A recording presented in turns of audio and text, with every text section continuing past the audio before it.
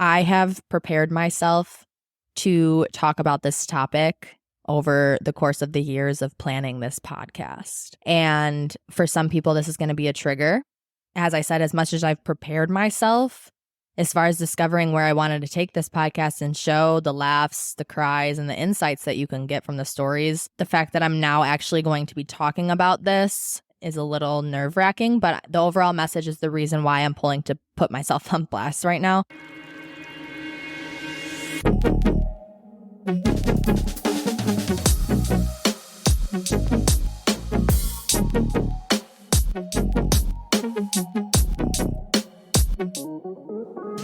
Hello, everyone. It is Kayla Howard, your host, you already know, and you are listening to Stop Yelling. I am currently sitting in my living room with no top on. Sorry to start that off that way, but I have to record how I am the most comfy.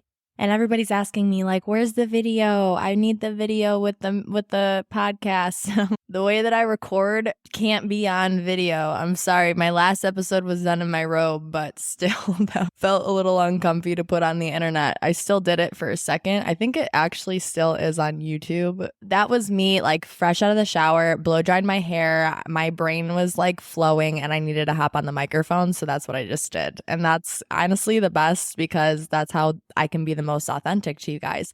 So same thing today. I'm driving my daughter to school this morning. So I live on this road that if there's a train, you're fucked. But when that train comes, man, it's like, oh, I was going to be home in 2 minutes. Now I won't be home for another 25. All in all, though, it let my brain flow. I was listening to music. I got in the vibe and I felt like I needed to record.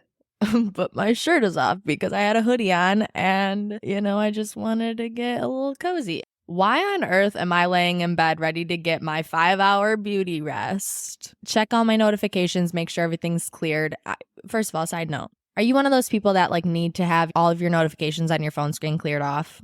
Does it bother you? Or are you somebody that has 1,000 text messages that are unopened? Probably 14,000 unread emails, 17 Snapchats, I don't know. But I honestly don't mind when my notifications are all over my phone, but I always just check my text messages, make sure that I don't need to answer anybody right now. And then I'll make sure all my Snapchats are cleared out because that bothers me. But tell me why I was laying in bed, checked all my notifications, okay.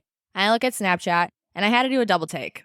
I was like, are you serious right now? It is my ex that I dated in 2017. Before I even had my child. And don't get me wrong, I ran into him at the club. I ran into him at the club again the time before that. And then the time before that, he took me to a Hawks game that low-key nobody knows about. Yes, I just said that. I was single at the time, but he did take me to a Hawks game back in the day. Yes. And it wasn't like, oh, we're on a date. Okay. He literally randomly hit me up and was like, yo, the bitch I want to bring can't go. So you want to come with me? Because I don't want these tickets to go to waste. And I'm like, don't you have other hoes? Why me? I'm like, we have not talked in a year, but okay. Yeah, I'll go. So I went. I did go. There were decent ass seats. I've never been to a Hawks game before, so honestly, and it wasn't even weird. I did tell my girlfriends a little some that went on, but it wasn't anything that we hooked up or anything. It was just a very uncomfortable thing for me in all the positive ways, though. It wasn't anything weird. But anyways, first things first, he Snapchat messaged me. Because I don't think he realized that his phone number wasn't blocked still. It's been 6 or 7 years. But if you don't know this trick, which I'm sure everybody knows this trick if you have Snapchat. I mean, everybody has Snapchat. But if you are on Snapchat and you have a message, like the little blue chat bubble, you can long press on it. Be careful to not let your finger go. Long press on it and hold. And drag your finger across the screen, but not all the way, just a little bit to open up the message so that you can read it, and then slide it back, and then it'll still stay unopened, okay? So I'd be doing that a lot when people message me on Snapchat because I'm like, I don't feel like opening this right now. So I did that, and I slid it over, and honestly, I saw one little word, and I just let my finger go and let it open. So I opened the message, and here's what it reads. Hey, Kayla. Can you call me whenever you have the chance? I just need some of your advice. Thanks. You already know I FaceTimed him so fast. I FaceTimed him immediately. Immediately. He forwarded my call and he was just like, I'm getting a haircut. Call me in a little bit. And I'm like, okay, go get your fucking haircut. I'll call you soon. Finally, he let me call him. And he goes, oh my God, this is so weird. Why did you FaceTime me? And I was like, no. I'm FaceTiming you because I'm going to see your face. You're going to see my face. And we're going to figure this situation out together. I have not seen you in over 8 months. I have not spoken to you, heard your name, seen you on anything in over 8 months. So you're going to look at me. So I FaceTimed him and I was just like, okay, we're going to cut the bullshit, cut the shit, get straight to it because we don't need to do all this playing catch up thing. And I'm reminding you guys, this is my ex from 2017. So he starts getting into his ex-girlfriend. So my ex-boyfriend is asking his ex-girlfriend, me, about his other ex-girlfriend. And I'm like, this is fantastic. Let me put my thinking cap on, therapist brain's working. Let me write all this down. He starts talking about it and I'm like, wow, this is sounding very familiar. And he was just like, but I don't get it. But like, she's not giving me an explanation and this. And why are girls like that? And I'm like, dude, you're not really doing anything wrong. Because, I mean, you're really not.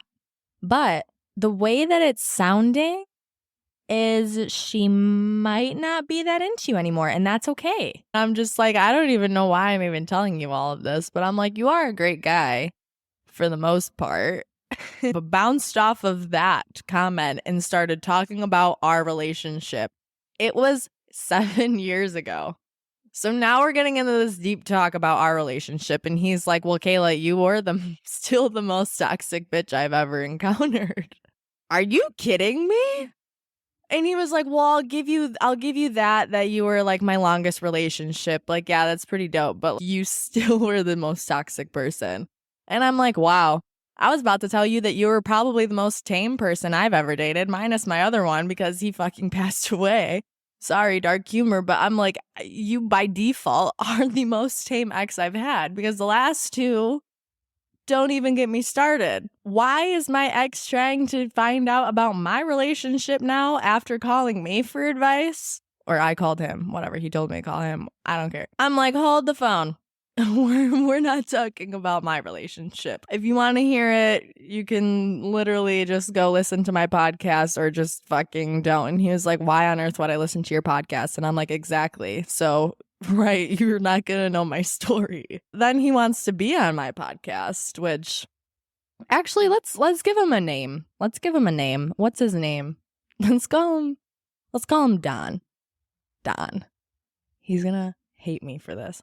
And I'm talking about him right now because we were on FaceTime and we were talking about all of this and he gives me the free pass to say what I need to say. Plus, he's not going to hear this, so it's fine. But he may or may not be guest hosting soon. Oh, boy. I low-key am a little nervous about that because it's going to cause a really huge scandal, but it's fine. But let's call him Don. Getting back to what Don needed advice on, he was like, do you ever think that she'll reach back out to me? And I'm like, well, aren't we sitting on the phone right now?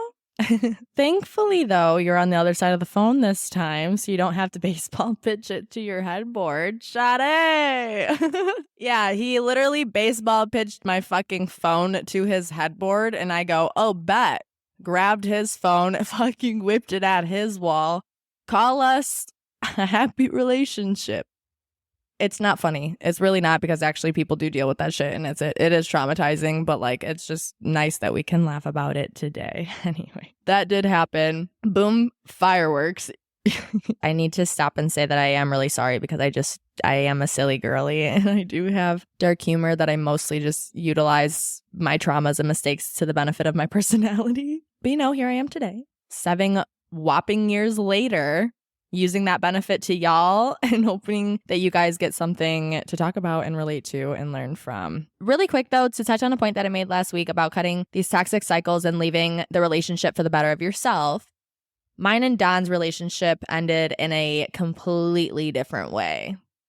And before I get into that, I want to know what you guys feel about taking breaks in relationship, meaning either you guys have been dating for a while I would say it has to be at least over a year. Like if you're taking a break and anything under a year, like what the fuck? Okay. At least over a year, you guys are taking a break because, things are just getting messy. You guys are fighting a lot. You just want to see if like you guys need some space right now and to bring your guys' self back together. Another reason why you could be taking a break is because you guys have been down each other's throats figuratively and have been ooey gooey too much and have been seeing each other every single day, and you guys just need a break and need some time to miss each other. But really, those kinds of breaks, you still text each other all the time because you are missing each other because you are so used to seeing each other all the time. So those kinds of breaks are a little bit different.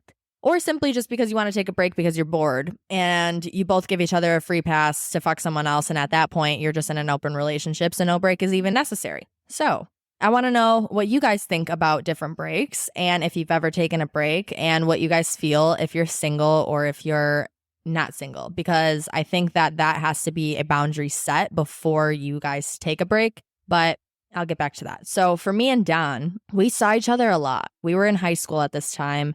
I dated him when I was a senior. So I dated him all of my senior year of high school. We went to prom together. Wow, that just gave that away. Now everybody knows who I'm fucking talking about, but that's fine. He's going to be on this anyways.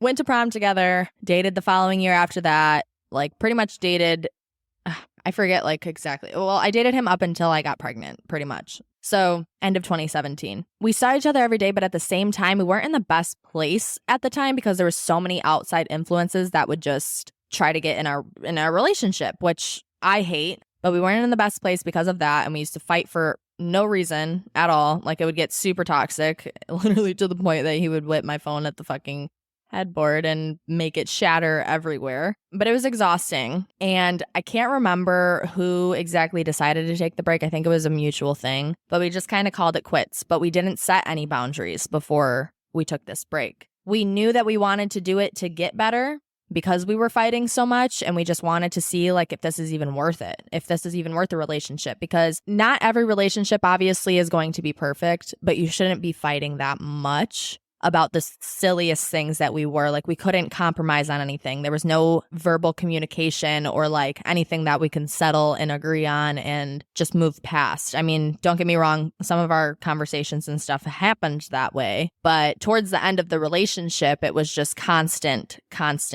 bickering. Key point, we did not set the boundaries. And setting boundaries are absolutely important for everything in life. But for this, boundaries were not set. And as an 18-year-old at the time, I was actually fucking selfish. But my initial thoughts were like, damn, this sucks. But I mean, now I get to have a few weeks with the girlies, without having to worry about anything, without having to check in, without having to make sure that I'm doing everything okay. Like, I don't know, just you know how it is. Even if you have the trust that's fully there, you still feel that kind of way towards your relationship, like maybe it's just the people that I've dated. But a lot of the times that I would go out, I felt like I was always stepping on eggshells because someone would see me and like say something about me. That was more so my last relationship because it was more public. But with him back in high school, I still felt that way because I was so young and I was just so in love and I looked up to him, and I wanted him to love me and I wanted to do everything he told me. So I'm just looking at this break like it's time for my girlies. Like I'm going to have a good time. I have prepared myself to talk about this topic over the course of the years of planning this podcast. And for some people, this is going to be a trigger. As I said, as much as I've prepared myself, as far as discovering where I wanted to take this podcast and show the laughs, the cries, and the insights that you can get from the stories, the fact that I'm now actually going to be talking about this is a little nerve-wracking, but the overall message is the reason why I'm pulling to put myself on blast right now. So this is not who I am anymore, and this is a full story that me and Don have moved past and have talked about multitude of times. But here we go. The reason why me and Don took a break, we were fighting a lot and we just kind of needed the space to each other. I take the break. A week goes by. It's now my girlfriend's birthday. We're 18. We're having fun. We order a limo. It's just like this whole thing. Why we're taking a limo to a concert, I don't fucking know. But we go to this concert. We get in. All of a sudden, one of the DJ's manager ended up finding us in the crowd and was like, oh, come on stage. Like, let's go, blah, blah, blah, blah. And we're like, like us at 18, like this is the fucking dopest thing. And so we get on stage with him and we're dancing, we're having a good time, and he's like interacting with us and we're like, okay. And now we're like doing this fucking contest. I fucked up the contest because I thought he said something else other than what it was actually supposed to be. So I ended up losing. But anyways, he thought I was like silly for that. So I guess I caught his eye. But we leave the concert, and now that we're back in the limo, we get a tap on our window, and it's a security guard and is like, oh, go around back. And we're all sitting there like, what? We're like, okay, limo driver, go around back. What the fuck? Like, I think this is his security guard. We go around back to the building, and what do you know? They're all fucking standing right there. Him and his camera crew, his best friend, his fucking dog. Like, they're all just standing there. He's like, well, let's go out to the clubs. We're like, oh, we're not 21. Sorry. And he's like, all right, well, let's go back to the hotel. We're like, yeah, let's go back to the hotel. We go back to his hotel. We start chatting, blah, blah, blah, blah, blah. He grabs my phone. He starts like messaging me on my notes app. Like little kid, middle school, passing notes, but it was my phone. And we were just typing back and forth to each other. It was the weirdest fucking thing. So he was just expressing that he wanted to be alone with me. And I was just kind of like, how do I do that? And I'm sitting here, and mind you, this was after a concert. I had alcohol in me. I had whoever knows else. And I was 18. I was on a break. I was like freshly like with my girlies after like being in a relationship for 2 years. Like, I don't know. As much as I was sad, I was just in this moment. And this is why I'm saying like this is going to trigger some people, but this is not how I am anymore. I made it happen. I told my girls, and my girls were kind of like all there for me. Like, fuck yeah, we're going to get out. Like, do your thing. And yeah, they went, and it was the worst time of my life. It was the worst. First of all, I'm not even getting into the details, but it was literally, I fucking 1-2 walked out. I was like, let's go, get in the fucking limo. We're dipping. Moving forward, the night continues. We go back home. I woke up to so many phone calls, text messages. Please tell me it's not true. The pit that I felt in my stomach, because I was kind of like reflecting on everything, because I also just only slept for 3 hours, and now I'm like getting woken up to all of this shit. And I'm like, wait, hold on. I need to actually think about what happened for a minute. Lo and behold, yeah, that shit was real. It was real. So I woke up and was like in denial. No, it did not happen. I promise. I'm lying, trying to cover my tracks, being a piece of shit, terrible girlfriend. I feel like an absolute asshole. And he's like, you're going to fucking tell me the truth right now, or we're done for good. And I told him the truth. It was the worst possible thing. We fought absolutely the worst we've ever fought in, ever. It was so toxic to the point where I was showing up at his house. He was showing up at mine. He was showing up at my work. We were exploding on each other. Then on the other hand of that, we were trying to fix things because he did love me still. I loved him still. I knew that I fucked up. And we still tried to make the relationship work after that. We actually ended up going on vacation together after that. Like, my family still knew I was with him too. So did his. So one day we go on a walk, a really long walk through the forest. We're smoking a blunt. We're having a really, really big heart-to-heart. And he was like, you know what, Kayla, can I tell you something? Because I kind of have to sympathize with you for a minute. And I want to tell you something to hopefully make this feel a little bit better and to make you feel less pressure on yourself. Because he did kind of sympathize with me that I felt like such an asshole for doing that. And I really appreciate that for him, because he did not need to do that at all. But what he wanted to tell me kind of fucking ruined it, because he was like, you know, that festival that I went to, you know, when we were like really good in our relationship, maybe like a year ago, our relationship was really happy at that point. Yeah. And you were really worried that I was going to cheat on you. Well, I did.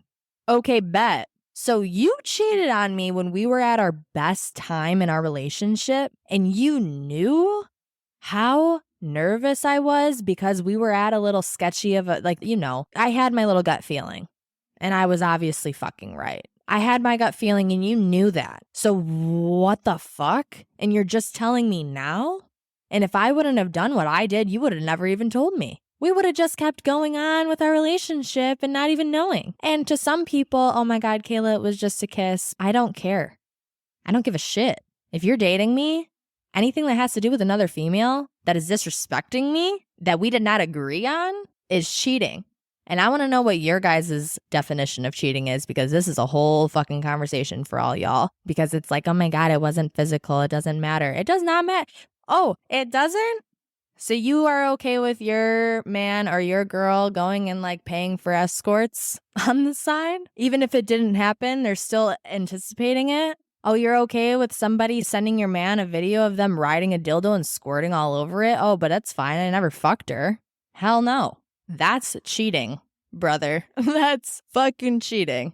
I don't care if it was a kiss. I don't care if you were sending dick pics. I don't care if you told her you loved her. I don't care if you were texting, FaceTiming, Snapchatting, Instagram DMing, Venmoing, Cash Apping, mentally, emotionally, or spiritually connecting on a disrespectful level. It's cheating. So, Don made out with somebody at a festival. That's fucking cheating. Yeah, it is. So I'm like sitting there. I'm like, okay, holy shit. I did what I did when we were on a break and we were fighting, and you fucking cheated on me when we were in a grand old beautiful relationship. Like, that's fucked up. Looking back at mine and Don's relationship, like, he was such a narcissist. I'm sorry, XOXO, like, we're friends, but you were terribly. And I don't think you can ever stop being a narcissist. But yeah, dating a narcissist, man, don't do it. But everything happens for a reason. Him telling me that he cheated on me after I did what I did, I mean, I would have never found that out. And obviously we're not together to this day. And that's why we needed to end. But let's get into narcissistic behaviors and what I was talking about last week really quickly. If you have not listened to last week's episode 2, really quick, go and do that. Well, I mean, you can finish this episode and then listen to it and it'll make more sense to you. But I did lie. I lied. And I'm sorry. I did not block. I don't even have a name for this motherfucker. Yeah, I don't have a name for him. But I said that I blocked him and I did not right away. But I did block him on all social media and text message. But there's email. Yeah, there's email. You can send him an email. You can write a letter, send it through email. Yeah. Okay. He emailed me. And you're like, dude, block him on email. What? And I'm like, no.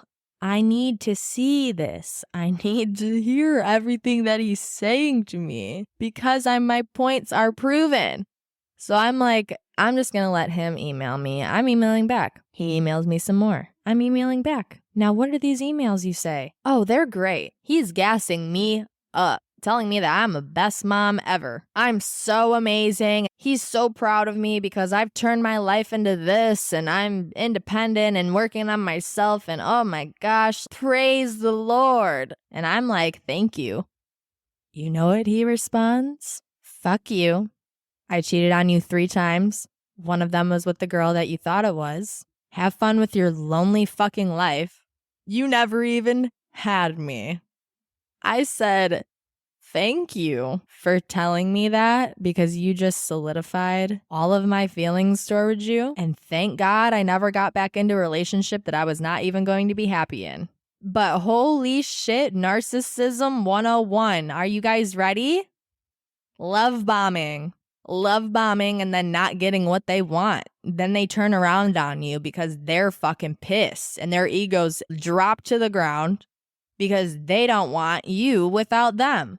They don't need you to thrive without them. They want to have you. They want you to be there and thrive with them. They don't want you to thrive on your own. So the love bombing. I love you. Please don't leave me. I'm at my absolute lowest. You're the best mom. Like, oh, your free vacations and this. But because I can't forget about everything that the relationship brought, even though I tried to, I still want my peace. At the end of the day, all I want is my peace and my silence, and I don't want toxic energy around me anymore. So because of that, all of a sudden, boom, I cheat on you. Oh, you're mad? You're mad. Narcissists are wild. Dating one is wild. And here's why. Let me give you an example. Because when someone's choosing to set I'm getting triggered, mixing up my words here. Okay. When someone's choosing to try to set a healthy boundary to protect themselves and their mental health in the relationship, and your first reaction is to become aggressive, fuck you. Because I'm choosing to get away, the problem's you, babe. The problem is you. And they don't change. And they won't change no matter how hard you try. They have to change for themselves. And all of this, like, I can change you mentality, like, yeah, being delulu and fucking toxic bullshit is fun sometimes, okay? But when you get to a certain point and you're over that shit, if they're not going to change for you, don't try to change them. Leave, get your peace, and if it's meant to be, it'll be, and you guys will find each other. Serendipity, go watch that fucking movie. It will happen. But you can't spend life hoping someone will change for you. And that was my main struggle. I was so optimistic that he would change because I would see little glimpses of it, even though then he would revert back to his old ways immediately. But I was holding on to those good moments so much that I just kind of tossed everything off to the side, the rest of it off. And I was just like, no, he will change because I'm me and he loves me and he's going to do whatever he can to be with me. Delusion. Living in a state of delusion. I'm going to be singing the whole episode. Yeah.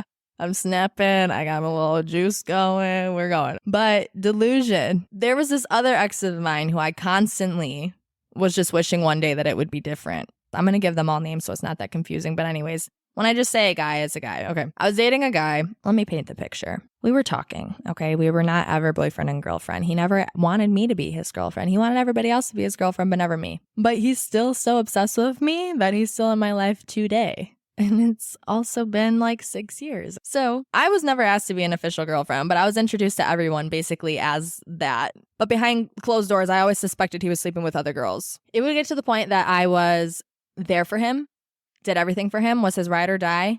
Oh, not really working out too much. I found another bitch. I'm going to date her.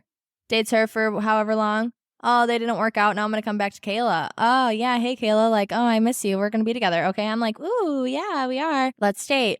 He never asked me to be his girlfriend. Let's talk again.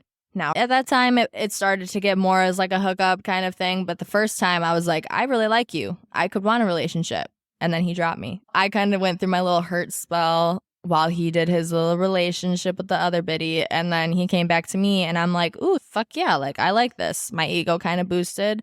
Don't know why, but it did. Now we're hooking up. We're going on dates, but like we're still doing our own thing. And then another bitch comes around. He asks her to be his girlfriend. And I'm like, no, cool. This is totally fine. I don't want to be in a relationship anyway. But the cycle kept happening. He kept wanting me and then leaving me and then wanting me and then leaving me. And then it got to the point where I'm just like, okay, well now cool. Like you're just my like constant hookup that I have just around. And that's kind of what I was treating it as and still do, honestly. I would never touch him anymore. But up until the past like 2 years, like it's been my little runaway story. But he still hasn't changed. And I see him all the fucking time. And he's like, bro, Kayla, you're weird. You don't want to hang out with me. Why won't you come home with me? And I'm like, aw, because I'm not doing this with you anymore. I'm over it. It's been 6 years. We're fine. We don't need to do this anymore. I guess it's just the men that I date, and this is why I'm into women now. Yeah, I just said that. I like men and I like women. Sorry. But you cannot expect someone to change for you. So narcissistic behaviors, they always think that, oh, you're weird and you're fucking up and what's into you because you don't want to be with me anymore. Like, because I'm seeing this. My eyes can see it all. I'm reading it. I can look right through you, dude. Before I didn't, and I'm not that bitch anymore. You're still the same. But because I've grown, now you're saying, fuck me. No, I'm just simply grown and I don't want to deal with that shit anymore. Simple as that. Before I end this episode off, I want to give a little example in my life that has just happened over this past weekend. An example of everything happening for a reason and that the universe and God are here for you. And if you ask, you shall literally receive. So really quick backstory. All of my horoscopes, my readings have been telling me that this person is going to be coming into my life, like the significant person. And he's going to be a soulmate or she's going to be a soulmate. And that's just going to be that. Okay. Yes, I'm into men and women, but I predominantly like men. That is a different conversation. So actually going into New York, I was like, overhyping myself, like, oh my God, I'm going to meet my soulmate. I'm going to do this. Like, we're going to fall in love and like, it's going to be end all be all from there. And I still was kind of putting myself into the mindset of like, wait, actually, no, I don't want a relationship right now. What the fuck are you saying? I did meet like a really good group of people out there, and I did meet a really nice guy that I still actually am in contact with at this time, which I know you're listening to this, by the way, so hello. But you are a very significant person to me. So I did meet somebody in New York, but I'm like, this is going to be where I'm going to meet my person. Then I'm like, actually, no, I don't want a relationship. What the fuck are you thinking? You don't have time. Then I went to an event called Ursa Major for one of my favorite DJs. It was a curated event. I'm not going to get too much into it because I was listening to my last New York story about my whole endeavor, and I was like, bitch, get to the point. So I'm not going to go deep, but I'm just going to tell you guys this story because it just shows that life is fucking insane. Because I'm on the plane ride going there, and it was in Arizona, and I was writing out these little cards. And music festivals, like, there's all these people that hand out like little trinkets and like little gifts for each other, and like you kind of do this swap trade thing and whatever. So I knew that I was going to this amazing like camping festival, like gonna meet a lot of good people. And I wrote on a deck of cards. So there was 52. I wrote on a deck of cards like Happy Ursa. I wrote on some of them just like silly little like trolls. Oh, a jellyfish doesn't have a brain, you know? But then most of them were like just significant messages. You are worthy of love, or, you know, divine timing, like stop stressing out.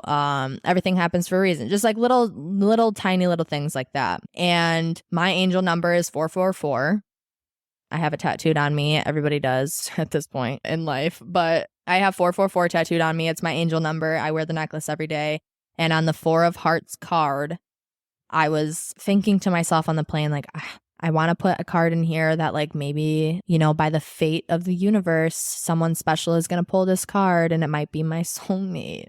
Or maybe it might be a bestie, or I don't know. It might be like, I just wanted it to be a really fun story. So I wrote on the 4 of Hearts card, this is my special card. If you received this, you are special to me. Like, you meant to pick this. And it had like my contact information. It said, let me know you got this card. Handing them out all of day one, it was me like walking up to people like a magician, like pick a card, and then like they pick it and I walk the fuck away kind of thing. I wasn't standing there like making sure like, oh my God, they had to get this card, you know, like going around letting people pick their own. And on the day one, I said to my friends that I was with, I was like, I wonder if anyone grabbed that card.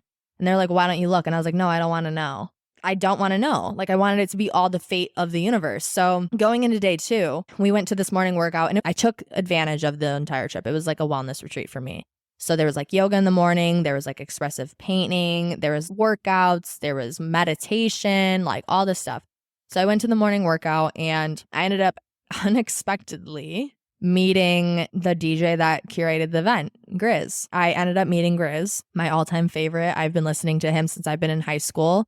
My first ever festival was 2015 Spring Awakening at Soldier Field when I was 15 years old, or 2013. Yeah, because I was 15. Yeah, it was 2013. Holy fuck. It's been a decade since I've been to my first festival. So over the years of listening to Grizz and like really watching him become the artist that he is, this past weekend meant so much to me. I was like, oh, fuck, I have my cards. Like, I'm not going to be that guy, but I just want him to pick a card. Like, that's all I want. I go up to him. I'm like, not to be that guy, but I'm having everyone pick a card. Like, here you go. He's like, okay. Grabs a card, and I was like, okay, Happy Ursa. And he's like, thank you. And we gave each other a hug. Like, I posted it all over my TikTok because it was just a crazy story. All right. If you've seen this already, whatever. You can fast forward and just end the episode now. But I gave it to him, whatever. I walked away. I was kind of like having my moment of, oh my God, that just happened. But I'm like, fuck, I wonder what card he picked, because I did have stupid ones in there. Things that I fucked up on, like drew weird things, you know, like, oh my God, I hope he didn't pick a dumb one. And then think like, okay, well, what was the point of giving me that? So my friend ended up recording a video of this entire encounter. So I watched the video. I slowed that bitch down, and I immediately start bawling my eyes out, because when I zoomed in and I slowed that bitch down, he grabbed my 4 of Hearts card. I can't even explain to you how shook I was in that moment, because I was on the plane like, why am I writing this card? Why am I even thinking that I'm going to meet somebody? Like, dude, stop expecting you're going to get your hopes up. But for my DJ that I love, like an amazing artist, performer, like so talented. And honestly, like he was somebody that I listened to for so long back in the day, back when I dated like my boyfriend that's not here anymore. He was so special to me. And to share that with him at that time, and then to meet him now, It was crazy. And I met this girl. Her name is Chelsea. Hi, Chelsea. If you're listening to this, I love you. I miss you. And I hope you're doing well. But Chelsea and I have had this like conversation. We had this really big heart to heart on day 3 after all of that had happened and whatever. And she was just like, I really just want to meet him, but like, I don't want to be that person. And I was just like, I know he doesn't want people running up to him or whatever, but I promise you, if you just keep believing it, like you'll run into him one day. Because let me show you something. It's been a decade since I've been listening to this man and I let her watch the video because I made a whole TikTok about it and like showed him picking my card kind of thing. And she just started bawling her eyes out. And I hugged her and I was like, don't say that it's not going to happen. Do not say that because the universe and God will do that for you. You just have to believe it. You have to literally live in the state of delusion. Like actually, just to have all of these things blossom and flourish for you, you need to kind of think that you're fucking crazy for it. It was just an amazing shared moment with her. It made me feel really good. It made me feel really good that I could be that person there for her. And we got into this whole conversation about life and family and whatever, and was just being that person for her. So this whole past weekend was just an amazing overall experience and really connecting with myself and other people and the universe, honestly, because life is whack. But okay, I just wanted to tell you guys that cool little story. Thank you guys so much for all the feedback that I've been getting. It's been amazing, and I'm so happy that you guys are enjoying it. And if you guys haven't already, please make sure you hit the download button or the follow button on either Spotify, Apple Music, or wherever you listen to your podcasts. But this concludes this week's episode. And remember to stop yelling at yourself, stay positive, love yourself, enjoy life as it comes. I'll talk to you guys later. Bye-bye. Bro.